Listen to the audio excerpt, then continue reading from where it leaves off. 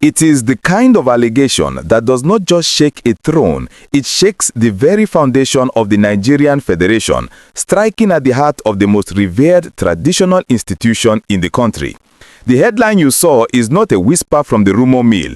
It is a thunderous open indictment from an international observer, Mike Arnold, who has publicly named the Sultan of Sokoto, His Eminence Alhaji Saad Abubakar III, as a suspected sponsor or direct beneficiary of the terrorism ravaging northern Nigeria. Today, Saturday, December 6, 2025, we are breaking down this explosive dossier that has set the diplomatic and intelligence circles on fire. We are looking at the specific, damning checklist of innocence that Arnold has challenged the Sultan to meet, and we are connecting the dots between the Sultan's mysterious military past in Pakistan and the current Lakurawa invasion that is swallowing his domain. To understand the gravity of this moment, you have to realize that Mike Arnold is not just throwing stones, he is launching a precision missile at the credibility of the spiritual leader of Nigeria's 100 million Muslims. In a statement that has gone viral, Arnold argued that if the Sultan is truly innocent of the bloodshed happening under his watch, if he is not complicit in the slaughter of Christians and innocent villagers, he can prove it easily by taking specific actionable steps. But Arnold's conclusion is chilling. In my humble opinion, his continued refusal to do so points to his guilt. This is a direct accusation of tacit approval of genocide.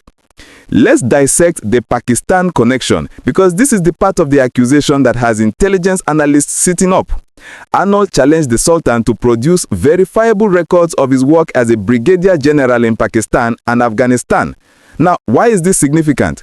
We have verified that before he ascended the throne in 2006, Saad Abubakar served as Nigeria's defense attaché to Pakistan from 2003 to 2006, with accreditation to Afghanistan, Iran, and Saudi Arabia. This was the peak of the global war on terror, a time when that region was the headquarters of Al-Qaeda and the Taliban. Arnold is asking a dark question. What exactly did he do there? Who did he meet? Did he bring back an ideology that is now playing out in the forests of Zamfara and Sokoto?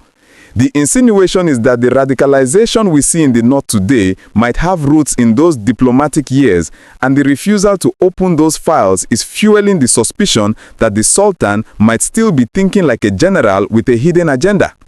Then there is the issue of fatwas. Arnold needs a simple demand. Issue fatwas against it, declare killing of infidels to be haram.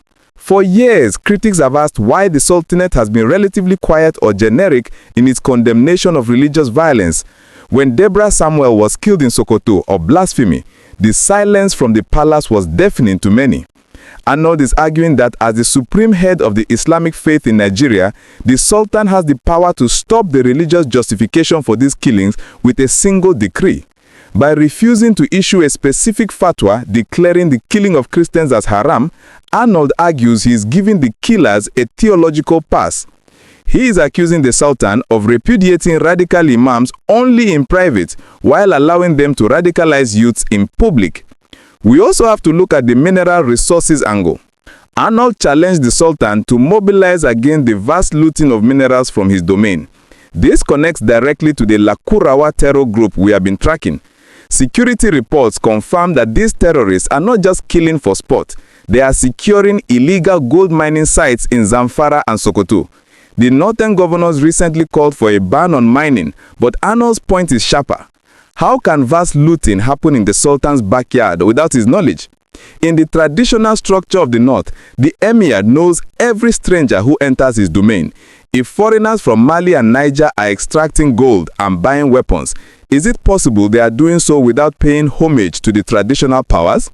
The accusation here is one of direct beneficiary, that the blood money from the mines might be flowing upwards. This allegation comes at a time when the Sultan has been presenting himself as a peacemaker, advocating for the release of Nnamdi Kanu and praising activists like Somore. But Arnold's statement suggests this peace-building image is a mask. He accuses the Sultan of showing not even a hint of moral outrage for the atrocities committed against the innocent. He paints a picture of a leader who is comfortable dining with presidents in Abuja while his own people are slaughtered by Lakurawa and bandits in the villages. The recent invasion of villages in Tangaza and Gudu, where terrorists imposed their own government and collected taxes, happened just kilometers from the Sultan's palace. How does a former brigadier general allow a foreign army to occupy his land unless he is complicit or compromised? The Lakurawa factor is particularly damning. Reports indicate that this group was initially invited by local leaders in 2017 to fight bandits. If the Sultan's district heads invited these foreign fighters who have now turned into monsters, does the ultimate responsibility not lie with the Sultan? Arnold's checklist demands that he work with authorities to identify, locate, and bring the terrorists to book. The implication is that the Sultan knows who they are, knows where they are, but is refusing to give them up. It suggests a protection racket where the traditional institution shields the terrorists from the military onslaught. This expose forces us to rethink the entire security architecture of Nigeria. If the accusations are true, even partially, it means the war against terror is unwinnable because the enemy is inside the command center. It means that every time the military plans an attack, the information might be leaking from the very palaces they are trying to protect.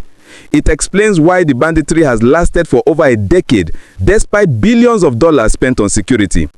Arnold is essentially saying, you are not fighting ghosts, you are fighting the Sultan's foot soldiers. The silence of the Sultanate in the face of such a specific, itemized accusation will only fuel the fire. Mike Arnold has drawn a line in the sand. He says these are easy and a no-brainer for any blameless person. By listing actions that are within the Sultan's power, issuing a fatwa, releasing military records, exposing sponsors, he has cornered the monarch. If the Sultan ignores this, it looks like arrogance or guilt. If you respond, he validates the accuser. So, as we watch the Northwest burn, we must ask, is the Sultan a victim of a chaotic system, or is he the architect of the chaos? Is he a helpless traditional ruler, or is he the powerful general pulling the strings of a holy war? Mike Arnold says the evidence points to guilt. And until the Sultan issues that fatwa, exposes those sponsors, and opens his Pakistan files, that dark cloud of suspicion will remain over the throne of Sokoto. What do you think? Is Mike Arnold's accusation a brave truth or a reckless conspiracy theory? And should the Sultan be compelled to release his military records from Pakistan? Let me know your thoughts in the comments. We will keep digging until the truth is unearthed.